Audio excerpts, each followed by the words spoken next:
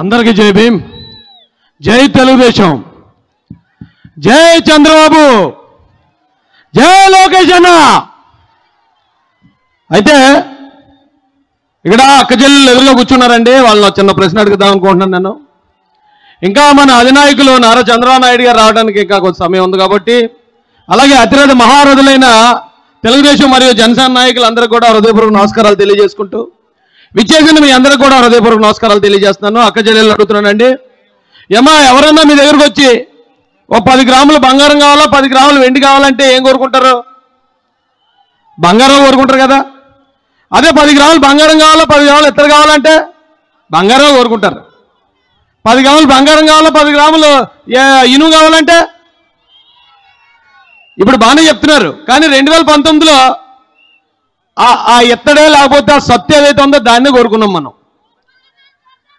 కోరుకున్నాం, ఓకే. అయితే ఏంటి బంగారం ఏంటి, సత్తు ఏంటి అని మీరు అడగొచ్చు. ఇప్పుడు నేను కొన్ని విషయాలు చెప్తానండి నారా చంద్రబాబు నాయుడు గారి గురించి. ఇప్పుడు బంగారానికి సత్తుకి ఎలాగైతే రెండు కంపేర్ చేయలేమో, బంగారం కావాలా సత్తు కావాలంటే కనీసం 10 మంది కూడా ఇనుము కావాలని కోరుకోరు, 100కు 100 మంది బంగారం కావాలంటారు. కానీ ఇప్పుడు వచ్చేటప్పుడు పరిస్థితి సగం మంది అటు సగం మంది ఇటు ఉన్నట్టు కనపడుతున్నారు. ఎందుకో దీనికి కావాల్సిన కారణం ఏంటంటే, నారా చంద్రబాబు నాయుడు గారు ఉన్నారండి. ఆయన చంద్రబాబు నాయుడు గారిని ఆయన మీద 2019 ఎలక్షన్లో ఈయన ఎస్సీలను అవమానించాడు, బీసీలకు అన్యాయం చేశాడు, ఉద్యోగస్తులకు అన్యాయం చేశాడు అనుకుంటూ లేనిపోయిన అబద్ధాలతో మనల్ని వదలగొట్టారు.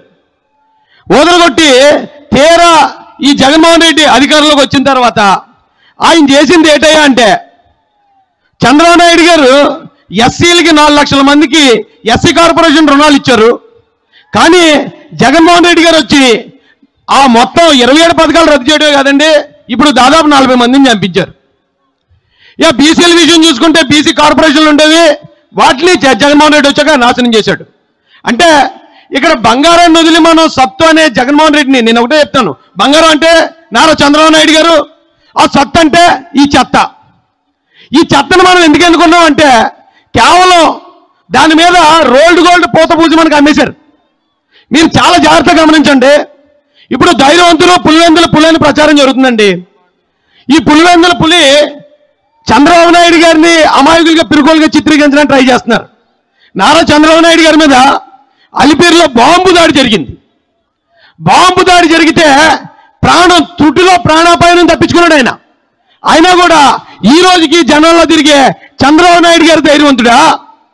ఎక్కడో చిన్న ముళ్ళుగుచ్చుకుందని హైదరాబాద్ పారిపోయి అక్కడ మంచం మీద బెడ్డెక్కేసిన జగన్మోహన్ రెడ్డి ధైర్యవంతుడు మీరు చెప్పాలి నాకు.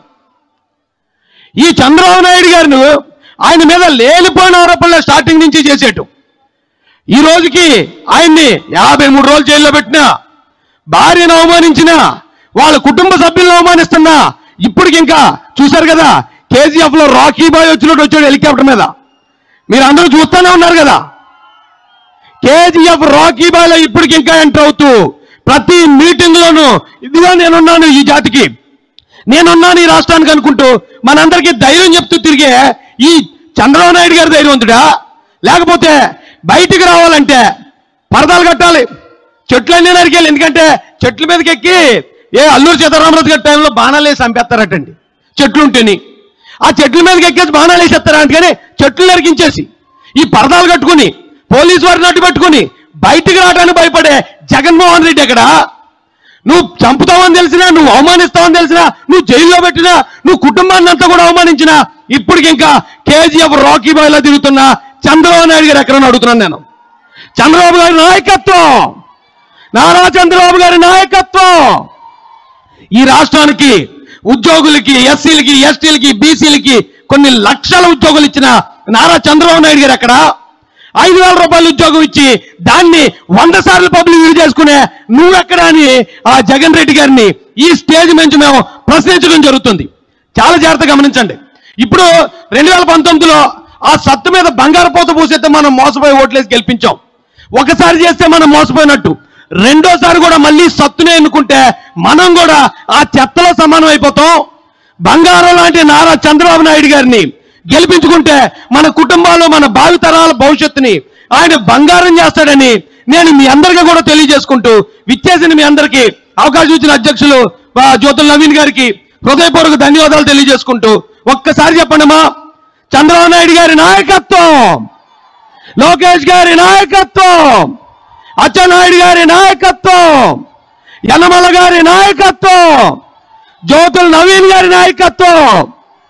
ఇక్కడ జనసేన సోదరులు కూడా ఉన్నారు. ఈ రోజున పవన్ కళ్యాణ్ గారు కరెక్ట్ టైంలో విలన్లందరూ ఏకమైపోతున్నప్పుడు హీరో ఎంట్రీ ఇచ్చినట్టు ఆయన సినిమాలోనే అలాగే ఎంట్రీ ఇస్తాడు, ఈ పబ్లిక్ లో రాజకీయాల్లో కూడా అలాగే ఎంట్రీ ఇచ్చి ఈ రాష్ట్రాన్ని కాపాడడానికి ముందుకొచ్చిన పవన్ కళ్యాణ్ గారికి జనసేన శ్రేణులకు కూడా శిరస్సు వంచి పాదాభివందనం తెలియజేస్తూ నేను ముగిస్తానండి. జై చంద్రబాబు.